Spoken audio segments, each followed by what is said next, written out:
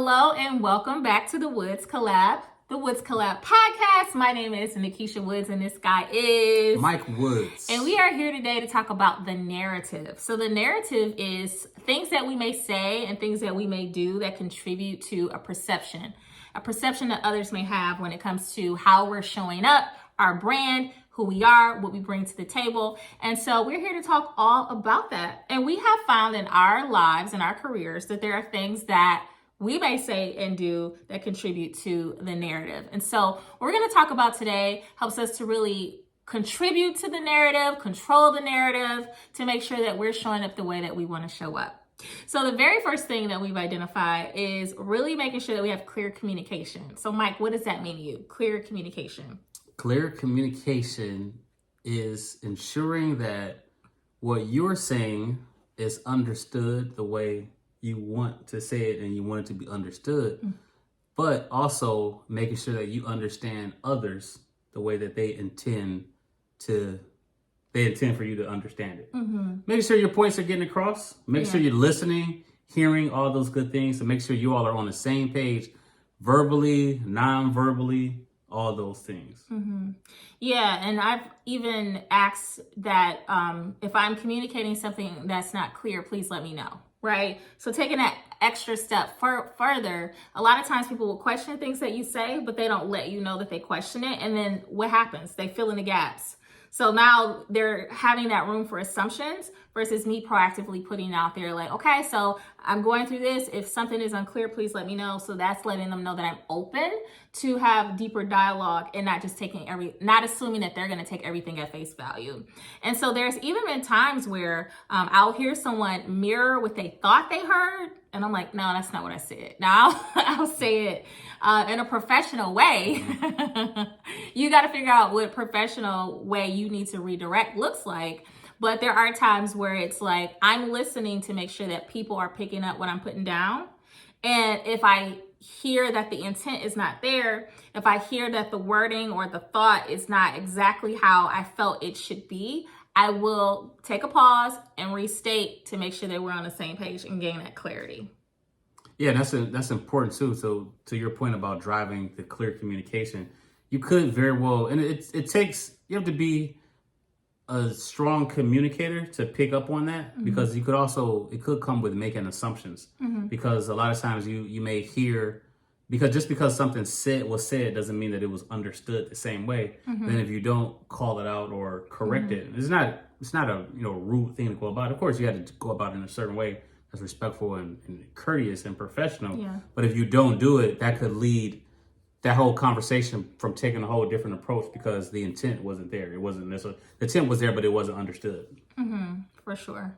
Yeah, and then I think another thing too is making sure that when we are in the thick of a project, or we're understanding each other in different perspectives and feedback, that when we look at the glass, we can see how the glass is half full and half empty. And so I like to call it positive feedback and constructive feedback instead of negative feedback, because negative feedback, of course, has a negative connotation versus constructive being more of, I see something, I say something.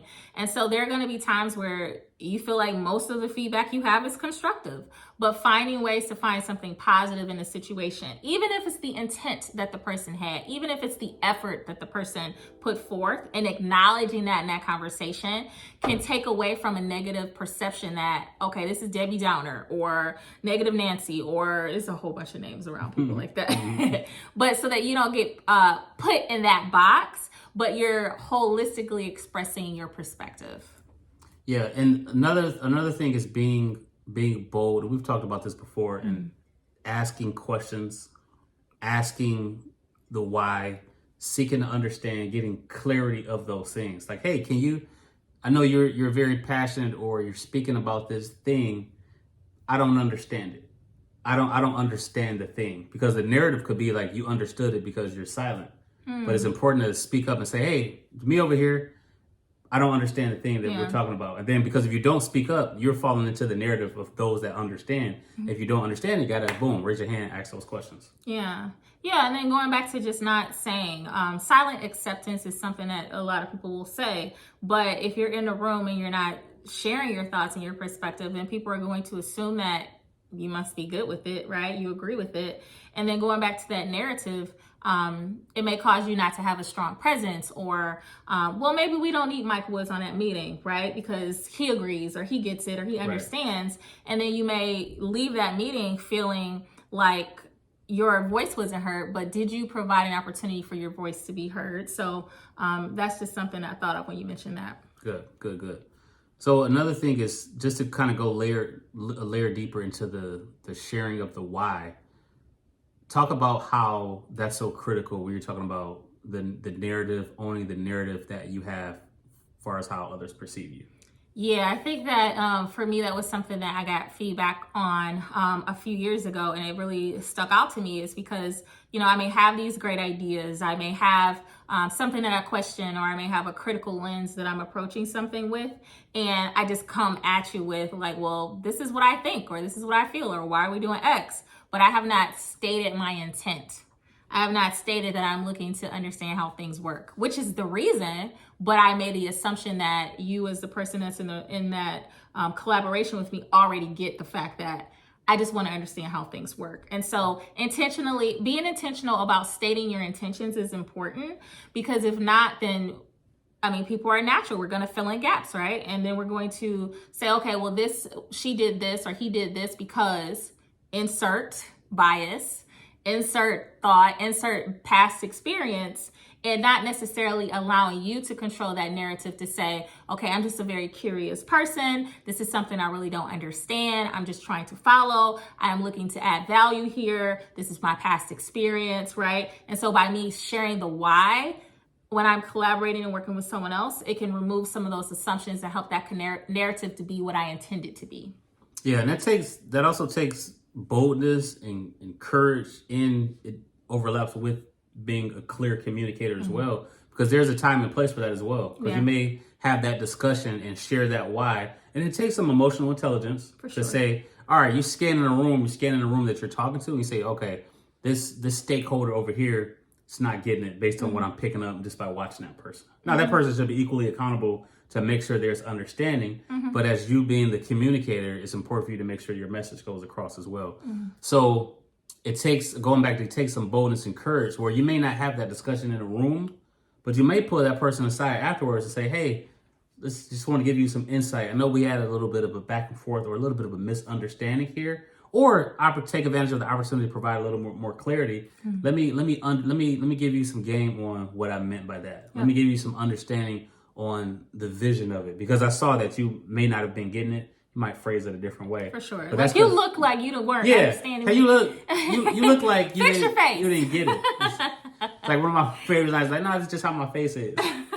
But it's important either way to have the conversation, to take advantage of the opportunity to further convey that, so that you are owning or controlling that narrative.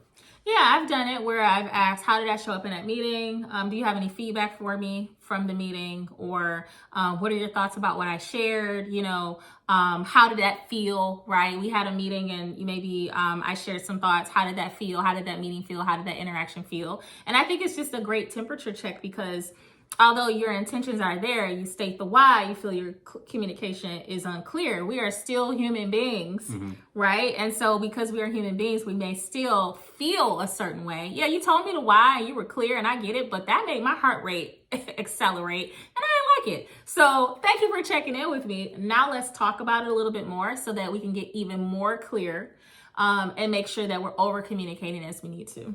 Yeah, and it's good too. You mentioned asking for that feedback.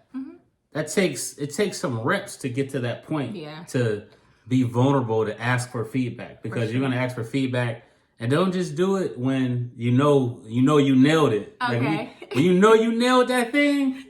Hey, anybody got feedback on that thing I just nailed and crushed? Thank you. But it's also being vulnerable and being open to maybe an opportunity that was identified. And say, okay, maybe you could have done that thing over there. It's like, oh, maybe you were doing this. Being open for that feedback. But it also takes, because naturally, who really wants to hear that? But you can leverage that as an opportunity to get better. For sure. All right. And so you have always, throughout all of our podcasts, talked about authenticity, right? And finding out what works for you. So talk to us about, yes, you want to contribute to the narrative, you want to control the narrative, but sometimes perception may be reality for that person, but that's not you. So talk to us about that. Yeah, there's one thing where you can't make everyone happy. Hello. That's a fact. You can't make everyone happy, especially when you're talking about a professional setting. We are firm believers that it works best to your advantage. We are looking for ways to get better when you do understand how you may come across. And there's going to be some ways that you look at and you change and you modify and you get better. And then also there's going to be things where you identify this is a part of me and who I am. Now that doesn't mean you can go around and do anything or talk to people any kind of way. But there could be certain things where it's just who you are. It's just how you're wired, is what you're made of. And then now you can take that and how can you still be collaborative and productive and ensuring that others don't have a certain perception that is not collaborative or constructive. But it's also important to make sure that we're owning who we are as individuals. For sure. We're firm believers. We've had conversations about this. We believe that any team thrives off of diversity. And that's diversity in, you could talk gender, ethnicity, diversity of thought, looking at things from different perspectives, because if we're all the same, that might mean we're going to miss out on an opportunity because no one is looking over here when everybody else is looking at it from this way. So it's so important to be bold and be authentic. And we may have mentioned this in a podcast before, is be your authentic self, but also check your authentic self. Make sure that that authentic self is not being detrimental to the overall goal of what we're looking to accomplish as a unit. I like that. Like that? Yes, be your authentic self and check your authentic self. And I'll add one and find someone that will check your authentic self. That's good. So that's about the narrative, controlling the narrative, owning the narrative and how you're coming across. Take advantage of those tactics that we mentioned. Seek to understand. Make sure you're asking why. Make sure that you're sharing why. Make sure you're being bold and having those conversations with others as you all are working together to accomplish a common goal. Own the narrative. Be your authentic self. Check your authentic self. Take advantage of all those opportunities to get better and control how you are presented to the world. I like that. This is the Wood Collab. The Woods Collab. That's your name. Wait a second. He's wearing the shirt, friends. This is the Wood. Bloopers. This is the Woods Collab. This is the Woods Collab podcast. Stay tuned. We appreciate you.